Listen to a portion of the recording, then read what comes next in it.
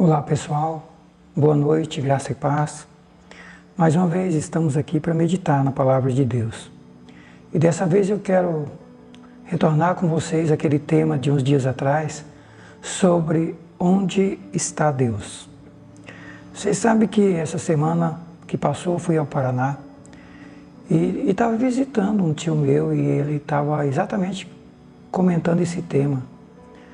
Porque oramos, porque temos orado tanto, porque a igreja tem orado tanto e a gente tem visto tantas coisas graves e ruins acontecer no nosso país, acontecer no mundo. Por que será que estamos orando e nossas orações não estão sendo atendidas? Queridos, então queremos retornar nesse tema de onde está Deus. O salmista perguntou sobre isso, como nós vimos no estudo anterior, e as pessoas perguntavam para ele onde é que está seu Deus, diante de tanta tempestade, de tantas coisas ruins que está acontecendo, que você está passando. Queridos, antes da gente entrar fazer uma recapitulação rápida do Salmo 42 e colocar algumas coisas, acrescentar algumas coisas para vocês aqui, desse Salmo, eu quero colocar para vocês, uma palavra, uma frase do pastor John Piper, e ele diz o seguinte: eu gostaria que pudéssemos escrever sobre a soberania de Deus nos períodos de calmaria, entre as tragédias, mas não há calmaria. Se eu dissesse que estamos num período entre tsunamis, tornados, alguém diria: aquela árvore caiu bem em cima da minha casa, ou minha mãe estava naquele avião que caiu, ou meu tio estava entre turistas mortos naquele país, ou a luta da minha esposa contra o câncer acabou em morte. Portanto, diz ainda o John Piper, não há calmaria se ecoarmos a voz de Deus a partir das Escrituras. Ela sempre será ouvida durante o desastre na vida de alguém, e isso significa que se chorarmos com os que choram, o teclado ficará marcado pelas lágrimas sempre. Essa é a frase do pastor John Piper falando sobre esse tema, o tema das tragédias, das lutas, das dificuldades, das tristezas, das aflições. Meus queridos, ainda poderíamos acrescentar nos nossos dias coisas como a pandemia, que dizimou pelo menos 15 milhões de pessoas no planeta.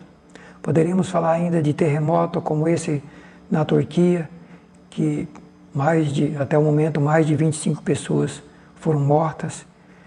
Poderíamos falar das coisas que acontecem no Brasil, que muitas vezes não prestamos atenção e não levamos a sério. Eu vejo as pessoas ficarem assustadas com essas coisas que acontecem no mundo, e realmente são coisas de assustadoras. Mas nós não prestamos atenção nos tsunamis e nos terremotos no Brasil. E você vai dizer, irmão, mas no Brasil não tem tsunami nem terremoto. Eu estou dizendo terremoto e tsunami que trazem morte de milhares de pessoas, outros tipos de terremotos e tsunamis que nós não levamos a sério. Por exemplo, 90 mil mortos no Brasil por ano, entre assassinatos e mortes no trânsito. Só nessas duas esferas, cerca de 90 mil mortos por ano. Quase 1 milhão de pessoas a cada 10 anos. Tá? Quase 1 milhão de pessoas a cada 10 anos. Só dessas duas tragédias, assassinatos e mortes no trânsito. E nós não levamos a sério as nossas tragédias, a gente fica olhando para as outras. Sabe por quê, queridos? Porque vai acontecendo e nós vamos acostumando. O terremoto acontece de uma vez só e a gente vê na televisão aquele monte de escombro caindo em cima de pessoas. E nós prestamos atenção nos acontecimentos. Mas um acontecimento, um terremoto como esse da Turquia, infelizmente, morreram 25 mil pessoas até agora. É drástico isso, muito drástico, horrível, terrível. Mas, queridos, a nossa nação, nós perdemos 90 a 100 mil pessoas por ano. 90 a 100 mil pessoas por ano. Então, queridos, sem falar nas demais mortes, nas demais causas de mortes, sem falar nos milhares de desaparecidos e por aí vai. Mas, queridos, o tema de hoje é: aonde está Deus diante de todas essas coisas, de todas essas catástrofes, tragédias e por aí vai. Na meditação da semana, desses dias para trás, sobre o Salmo 42, nós destacamos para vocês algumas coisas que vamos ver rapidamente e depois nós vamos entrar no tema de hoje, na segunda parte desse assunto no tema de hoje. A primeira coisa que o Salmo 42 fala é o salmista desesperado em razão do sofrimento e das tragédias que ele estava passando. E ele diz no Salmo 42, assim como o cervo, como um animal, brama pelas correntes das águas, a minha alma suspira por Deus. A minha alma tem sede de Deus, tem sede do Deus vivo.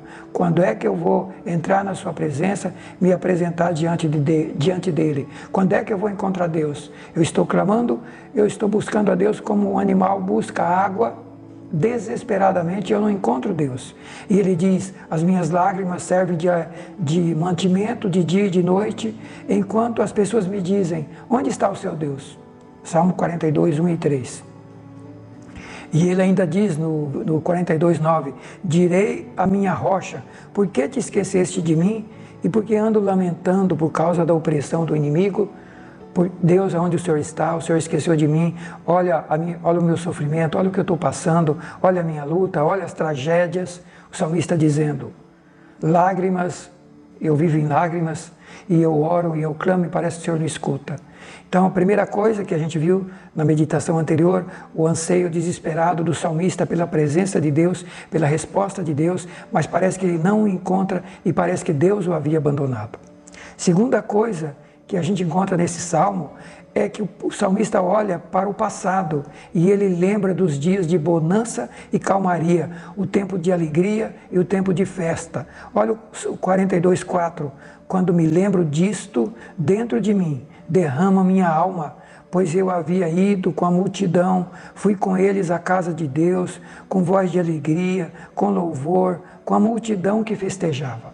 Ele olhou para trás e lembrou dos tempos de bonança, dos tempos de alegria, dos tempos que ele ia com a multidão às festas, à casa de Deus. Ele lembrou do tempo bom que tinha passado e agora ele estava num tempo muito difícil. Queridos, eu e você, nós passamos por isso. E nós estamos passando por um tempo de turbulência terrível no Brasil e no mundo. E vem a pergunta, meu Deus, aonde está o Senhor? Temos orado e parece que Deus não responde. Onde está Deus? O salmista questiona também a razão do seu sofrimento, do seu abatimento. Ele questiona e ele pergunta para ele mesmo, por que estás abatido, ó minha alma? Por que te perturbas dentro de mim? O 42:5. Ele está questionando para ele mesmo. Por que estás abatido, ó minha alma, e por que te perturbas dentro de mim?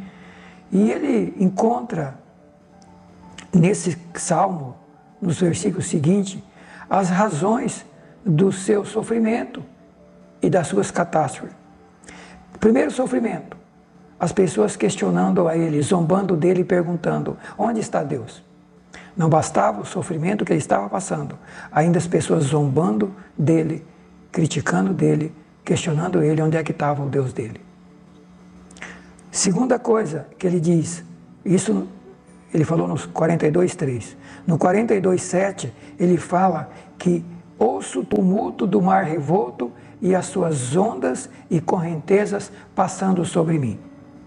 Queridos, então o salmista começa a ver as razões do seu sofrimento. Primeiro a crítica e a zombaria das pessoas. Depois a luta tão grande como fosse ondas do mar passando sobre ele. Ondas, ele no meio do mar revolto e ondas e correntezas passando sobre ele, por cima dele. Terceira coisa, por que Deus o esqueceu em meio à opressão do inimigo? Por que Deus o esqueceu no meio da opressão, da calamidade, da tempestade e da dificuldade. Parecia que Deus o esqueceu, parecia que Deus o abandonou. 42, 9 e 10, direi a Deus, minha rocha, por que te esqueceste de mim? Porque ando lamentando por causa da opressão do inimigo? Pois com ferida mortal em meus ossos, eles me afrontam, os meus adversários, quando todo dia me dizem, me questiona, onde está o seu Deus? Queridos, quantas vezes eu e você passamos por momentos assim? Quantas vezes passamos por momentos assim? Outra coisa, aí ele descobre que ele não obstante a tudo isso que ele estava passando, ele não estava sozinho. Versículo 8, contudo o Senhor mandará a sua misericórdia de dia e de noite a sua canção estará comigo. Ele descobre que ele não está sozinho. No meio de toda essa tragédia, no meio de todo esse sofrimento, no meio de toda essa calamidade, no meio de toda essa zombaria dos incrédulos e dos ímpios, ele descobre que ele não está sozinho. E daí ele diz, contudo o Senhor mandará de dia a sua misericórdia e de noite a sua canção estará comigo. Não estou sozinho, não estou abandonado, Deus está comigo. Queridos, no Salmo 91, versículo 14 e 15, um salmo tremendo que fala que Deus é refúgio e fortaleza, socorro presente na angústia, na tribulação. No versículo 14 e 15 desse salmo, o salmista diz, porquanto tão encarecidamente me amou, Deus falando, também eu o livrarei. Então, porque aqueles que tão encarecidamente me amam, eu o livrarei. Pô-lo-ei num alto retiro, porque ele conhece meu nome. Deus está dizendo que aqueles que amam Ele, aqueles que conhecem a Deus, Deus não abandona, Deus não nos deixa sozinho. Portanto, tão encarecidamente me amou, eu o livrarei e pô-lo-ei em alto retiro, porque conhece o meu nome. Eu vou ouvir, eu vou colocar num alto retiro, num lugar alto, num lugar seguro, num lugar de proteção, porque essa pessoa me ama e conhece o meu nome. Queridos, a proteção em Deus, que está descrita no Salmo 91, é para aqueles que encarecidamente amam a Deus, é para aqueles que conhecem a Deus. E aí o Senhor diz no versículo 15 do 91, Ele me invocará e eu lhe responderei, estarei com ele na angústia, dela o tirarei e o glorificarei. Olha que coisa tremenda. Ele me invocará e eu lhe responderei, estarei com ele na angústia. Mesmo na angústia não estamos sozinhos, Deus está com a gente. E dela o retirarei, tirarei da angústia, da calamidade, da tempestade e o glorificarei. Queridos, agora, esse foi um resumo da meditação anterior. Agora entrando nessa de hoje, no versículo 42, 11, o salmista começa a encontrar resposta para o seu questionamento, para o seu sofrimento, para a sua luta, para a sua dor. E no 42, 11 ele diz, por que estás abatida, ó minha alma, e por que te perturbas dentro de mim? Espera em Deus, pois ainda o louvarei. Ele é a salvação da minha face, Ele é o meu Deus. Ele começa a encontrar resposta, a partir do versículo 11, ele começa a demonstrar as respostas do seu questionamento. E ele fala para ele mesmo, para a sua alma, primeira coisa, por que você está abatida? Espera em Deus. Espera em Deus. A primeira coisa que ele descobre, que ele precisava esperar em Deus. Queridos, o que é esperar? Esperar é aguardar, esperar é ter esperança, esperar é acreditar no que não estamos vendo, mas cremos que vai acontecer. Aquilo que vemos não precisa esperar. Esperar é aguardar o que não vemos, o que ainda não temos, mas cremos que veremos e que teremos. Portanto, queridos, esperar em Deus é crer em milagre. Esperar em Deus é crer em milagre. É crer no que não estamos vendo, é crer no impossível, é crer no que o homem não pode fazer, mas Deus pode fazer. É crer em milagre, é crer no impossível. É a primeira coisa que o salmista aprende nesse questionamento sobre onde está Deus. é que, primeiro, ele não estava sozinho, Deus estava com ele. Segundo, Deus, ele tinha que aprender a esperar em Deus. Esperar é aguardar, é ter esperança, é ter confiança, é acreditar que o milagre vai acontecer. Deus é Deus de milagre, o milagre vai acontecer. É o que está em Hebreus 11. Fé é o firme fundamento das coisas que se espera e a certeza daquilo que não se vê. Então, queridos, a primeira coisa que o salmista aprende aqui dentro desse questionamento, dentro dessa batalha, é que ele não está sozinho. Segunda coisa, que ele precisa aprender a esperar em Deus, confiar em Deus, aguardar a resposta de Deus. Ele tem que crer em milagres.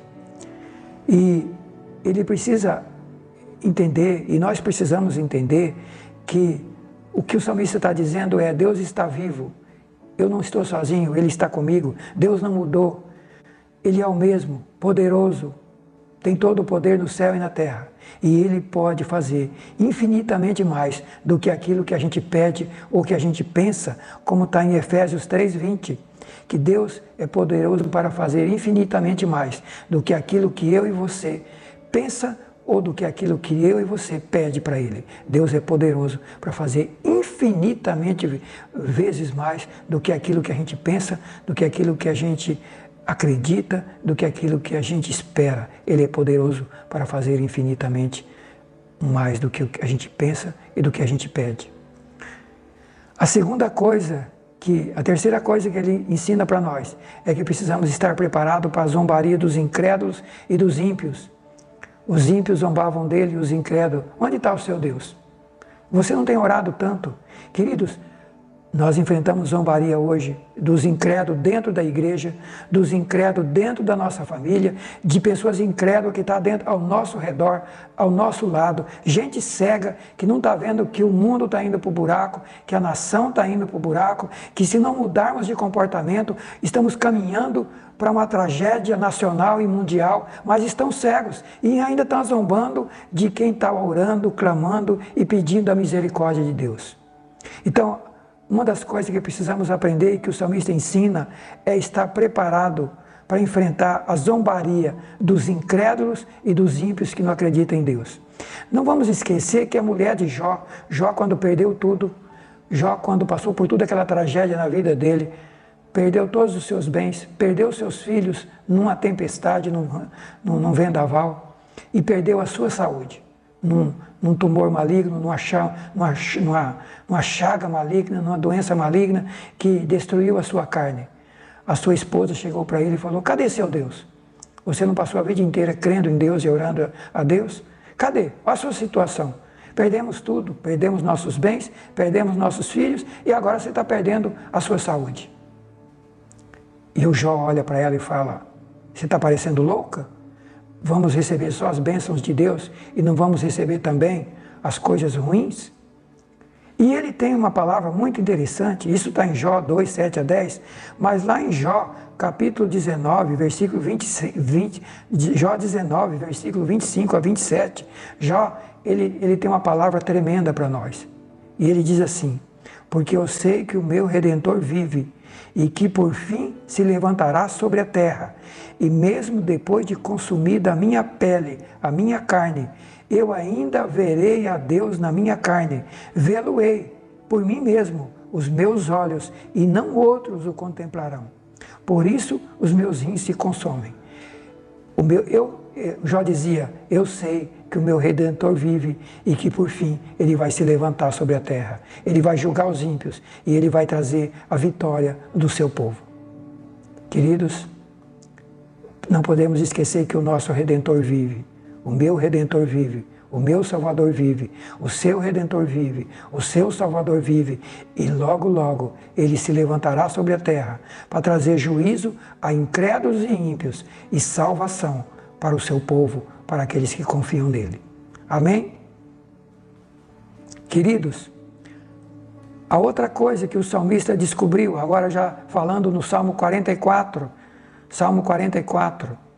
ele descobriu que a tragédia da sua nação, o sofrimento da sua nação, do seu país e da sua vida, era resultado do afastamento de Deus, da autossuficiência, do orgulho, da confiança própria e da independência de Deus. Ele descobriu isso no Salmo 44. Olha o que ele escreve no Salmo 44. Ele falando das gerações anteriores, dos seus antepassados. Ele no Salmo 44, ele olha para trás e olha para a experiência dos seus antepassados. E no versículo, desde o primeiro versículo, e a partir do 3 ao 7, ele fala assim, que os antepassados foram vitoriosos, não foi por suas espadas que conquistaram a terra, não foi pela força do seu braço que alcançaram a vitória, foi pela tua mão direita, pela mão direita de Deus e pelo seu braço forte, pelo braço forte de Deus, pela luz intensa do seu rosto, foi por causa do teu amor, por ele, Senhor. Tu és o meu rei e o meu Deus, tu decretas vitória para o teu povo Israel. Com o teu poder, tu afasta os nossos inimigos. Em teu nome, pisoteamos os nossos adversários. Não confiamos no nosso arco, nem contamos com a nossa espada para nos salvar, porque tu é que nos concede vitória sobre os nossos inimigos e envergonha os que nos odeiam. A quarta coisa que o salmista descobre é que nós não podemos confiar em nós mesmos. Nós não podemos ser egoístas, confiar no ser humano, confiar, por mais que o ser humano tenha se desenvolvido nos últimos anos, o conhecimento, a medicina, a ciência, queridos, tudo isso é limitado. Quantas pessoas morrem por ano com todo o conhecimento humano? Quantas pessoas ainda morrem por ano? Quantas pessoas perderam a vida na pandemia? Quantas pessoas morrem em catástrofe da natureza? Porque nós somos limitados, nós somos humanos, nós não somos nada. Então, a quarta coisa que o salmista aprendeu é que tudo que eles estavam passando era por afastamento de Deus, incredulidade, autossuficiência, ou seja, achavam que eles podiam tudo, que eles eram autossuficientes, não precisavam de Deus. Orgulho, confiança própria, independência de Deus. Não preciso de Deus. Muitos nem acreditam em Deus. Queridos, Deus está sacudindo o planeta e vai continuar sacudindo de maneira dura para mostrar para esse mundo incrédulo que Deus existe, que Ele é poderoso e que nós somos pó e cinza. Então, a quarta coisa que o salmista descobriu de resposta para o seu sofrimento e tragédia é que ele precisava reconhecer que ele é pó e cinza e que ele precisava confiar em Deus.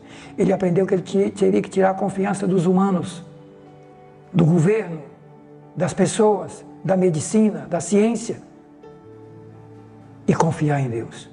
Não é que nós não precisamos da ciência, precisamos e devemos usá-la, mas nós precisamos entender que o ser humano é limitado, que a ciência é limitada, que o humano não tem resposta para todas as nossas perguntas, que o humano não tem solução para todas as nossas necessidades, mas Deus tem.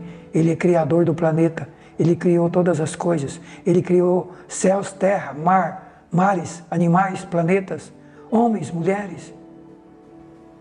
Então ele descobre aqui no Salmo 44 que os antigos foram vitoriosos, não porque não conquistaram com base na sua espada, não foi a força dos seus braços que deram vitória a eles, mas foi a força da mão direita de Deus e do braço de Deus. Queridos, precisamos aprender que precisamos depender totalmente de Deus, totalmente do Senhor. Meu querido, quantas vezes temos confiado no homem, nos governos, na liderança da igreja? Não. A nossa fé tem que estar em Deus, no Todo-Poderoso. Tudo passa, tudo falha, mas Deus não. Ele é imutável. Ele pode tudo. Então, a quarta coisa que precisamos aprender, tirar a confiança de nós mesmos.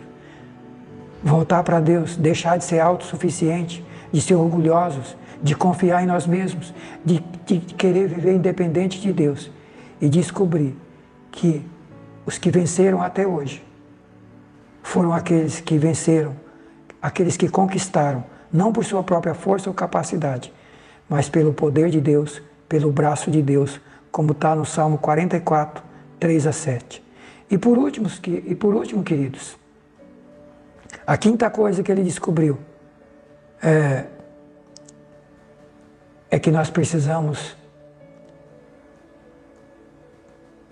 fazer a nossa parte. Tem coisa, milagre só Deus faz. Tem coisa que só Deus faz, como nós vimos nesse item anterior. Não podemos confiar em nós mesmos. Tem coisa que só Deus faz. Muita coisa em nossa vida só Deus pode fazer. Mas tem uma coisa que nós podemos fazer, que nós temos que fazer e que Deus não vai fazer, nem por mim, nem por você. Sabe o que é? É buscar a Deus. Com humildade, é nos humilhar diante de Deus, reconhecer que somos pó, pedir misericórdia, buscar a Deus em oração. Como está lá em 2 Crônicas 7,14, se o meu povo, se eu mandar a peste, a tempestade, a tragédia, a desgraça no mundo, e se o meu povo se humilhar, orar e se converter dos seus maus caminhos, eu vou ouvir as orações, eu vou sarar a terra e eu vou abençoá-los. Queridos, a quinta coisa que nós precisamos aprender é que nós temos que nos humilhar, arrepender, consertar nossa vida com Deus, arrepender dos nossos maus caminhos, ver pela Bíblia o que é pecado. Mau caminho é pecado, é tudo aquilo que desagrada a Deus. Mau caminho é o que não é o caminho de Deus. Nós precisamos nos arrepender e buscar a Deus, gritar a Deus, clamar a Deus. Olha o Salmo 44, versículo 23 a 26. O salmista diz assim: desperta, Senhor, porque dormes, levanta-te, não nos rejeite para sempre, porque escondes o teu rosto de nós, porque te esquece do nosso sofrimento e da nossa opressão. Estamos desfalecidos no pó, caídos com nosso corpo no chão. Levanta-te e ajuda-nos, resgata-nos por amor do teu nome. Queridos, precisamos ir para o pó, precisamos dobrar o joelho, precisamos nos humilhar, precisamos buscar a Deus e precisamos gritar e acordar a Deus. Ele grita aqui, ele fala aqui que é preciso gritar para Deus: desperta, Senhor, levanta, acorda, ajuda-nos. Não precisamos ter vergonha e receio. Deus é Pai. Deus é Pai. Olha o que ele fala na oração dele: desperta, Senhor, porque dormes.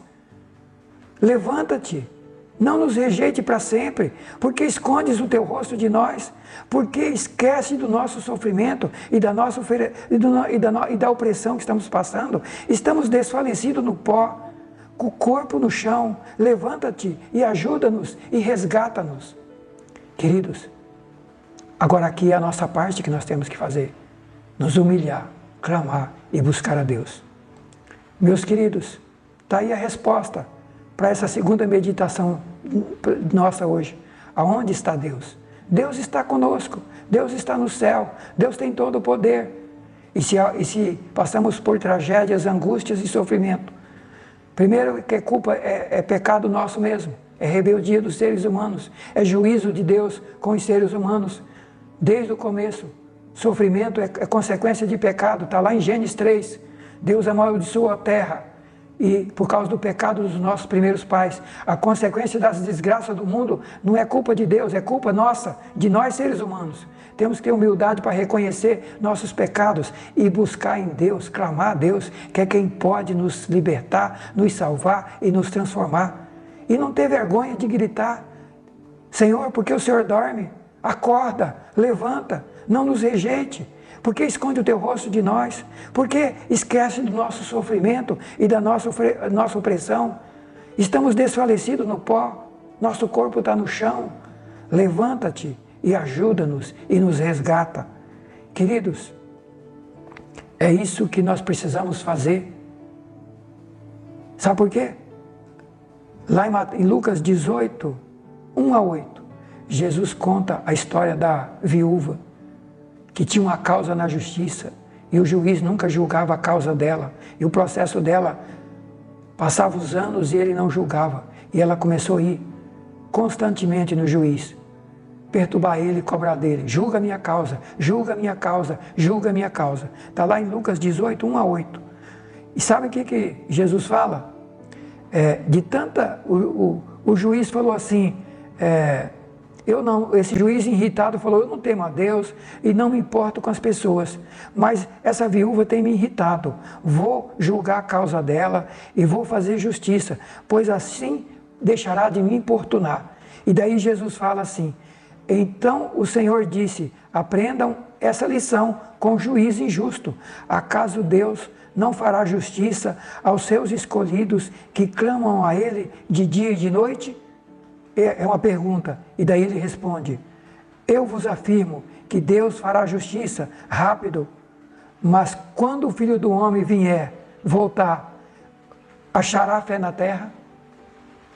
Queridos, Jesus está voltando, ele encontra pessoas de fé, pessoas que estão clamando, pessoas que estão buscando, pessoas que estão gritando, Deus acorda, Deus tem misericórdia de mim, tem misericórdia da minha família, tem misericórdia da minha nação, tem misericórdia do planeta. Deus encontrará homens e mulheres que estão gritando e clamando pela sua misericórdia, pelo seu mover, pelo seu operar. Oh, Deus encontrará gente dormindo, gente confiando no seu próprio braço, gente confiando na ciência e nas coisas desse mundo e gente que não está buscando a Deus.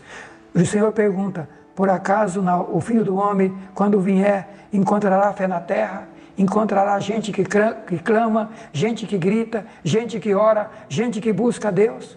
Gente que faz como o salmista no Salmo 44, que nós acabamos de ler, o 26, 27, desperta, Senhor, porque dorme, levanta, não nos rejeita, tem misericórdia, não olha para o nosso sofrimento, para a nossa opressão, ajuda-nos, resgata-nos. Será que Jesus Cristo encontrará fé na terra? Como é que está a nossa fé? Como é que está a nossa fé? Meu querido, minha querida, que nesta noite você possa, essa palavra possa ter falado ao seu coração. Onde está Deus? Segunda parte. Deus está no céu, Deus está aqui comigo, Deus está aí com você. Ele falou que vai estar com a gente na angústia, vai nos livrar, vai nos colocar num alto retiro, vai nos proteger. Mas nós precisamos fazer a nossa parte. Primeiro, reconhecer que não somos nada e depender totalmente de Deus e do seu poder. Botar a nossa fé totalmente em Deus. E segundo, fazer a nossa parte. Nos humilhar, clamar, buscar Deus, orar. E Deus vai nos responder. Amém? Que Deus abençoe sua vida, que Deus abençoe sua família, que essa palavra tenha despertado você, tenha trazido respostas para você sobre esse questionamento de todos nós. Onde está Deus diante de tanta tempestade, de tanta tragédia no país, no mundo e coisas que ainda virão? Queridos, Deus está no céu, está com a gente, está pronto a operar. Ele opera no tempo dele, Ele espera nós nos converter, Ele espera a gente confiar nele. Às vezes Ele espera a gente ir até o fundo do poço para ensinar, deixar a gente buscar ajuda em todos os lugares. Buscamos ajuda no governo, buscamos ajuda em tudo quanto é canto. Às vezes Deus espera terminar, a gente acabar, esgotar todos os nossos recursos, para a gente aprender que precisamos confiar somente em Deus. Que Deus abençoe você. Quero fazer uma rápida oração com você. Obrigado, Pai, por esta palavra. Abençoe o meu querido irmão e irmã, amigo que está ouvindo essa palavra. Senhor, seja com essa família, seja com esse lar. Abre portas, abençoe. Que esta palavra possa ter fortalecido a fé deles, em nome de Jesus. Amém e amém. Deus abençoe você. Até uma próxima oportunidade.